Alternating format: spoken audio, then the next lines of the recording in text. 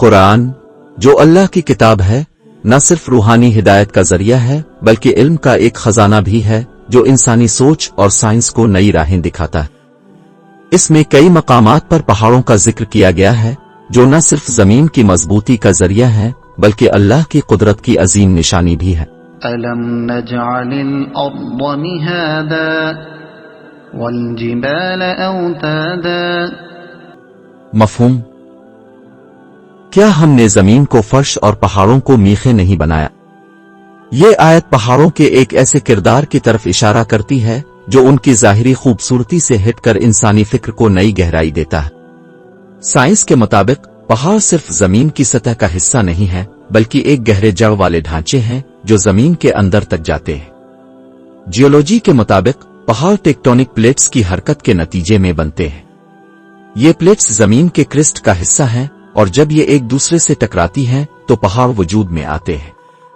قرآن کا یہ ذکر کہ پہاڑ و میخوں کی طرح ہے سائنسی طور پر حیرت انگیز درستگی کو ظاہر کرتا ہے۔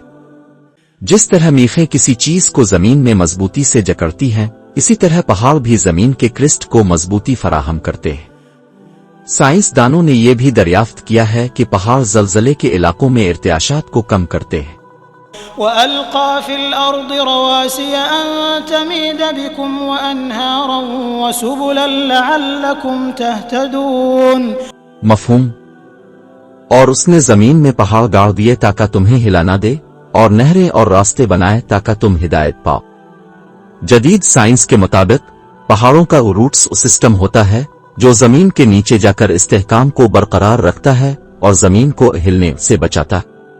یہ چیز سائنس دانوں کے لیے حیرت کا باعث ہو سکتی ہے لیکن قرآن نے یہ حقیقت 1400 سال پہلے ہی بیان کر دی تھی۔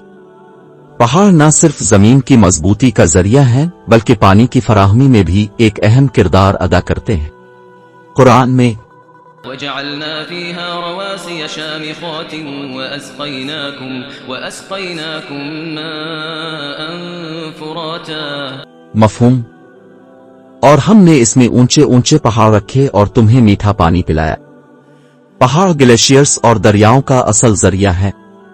یہ گلیشیئرز جو بلند مقامات پر پہاڑوں کے اوپر ہیں آہستہ آہستہ پگھلتے ہیں اور تازہ پانی کا ایک مستقل ذریعہ فراہم کرتے ہیں۔ دریائیں جو اکثر پہاڑوں سے نکلتی ہیں زراعت، جنگلی حیات اور انسانی زندگی کے لیے ریڑھ کی ہڈی ہے۔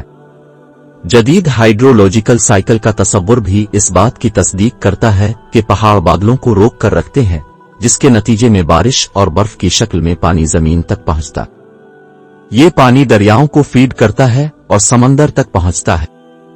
قرآن کا یہ ذکر کہ پہاڑ پانی کا ذریعہ ہیں جدید سائنس کے لیے ایک حیرت انگیز حقیقت ہے جو ایک بار پھر قرآن اور سائنس کے درمیان ہم آہنگی کو ثابت کرتی ہے۔ پہاڑوں کے اور بھی کئی فائدے ہیں جن کا ذکر قرآن اور سائنس دونوں میں ملتا ہے۔ موسمی تبدیلی پر اثر: پہاڑ بادلوں کو روکنے اور بارش کو زمین تک لانے میں مددگار ثابت ہوتے ہیں۔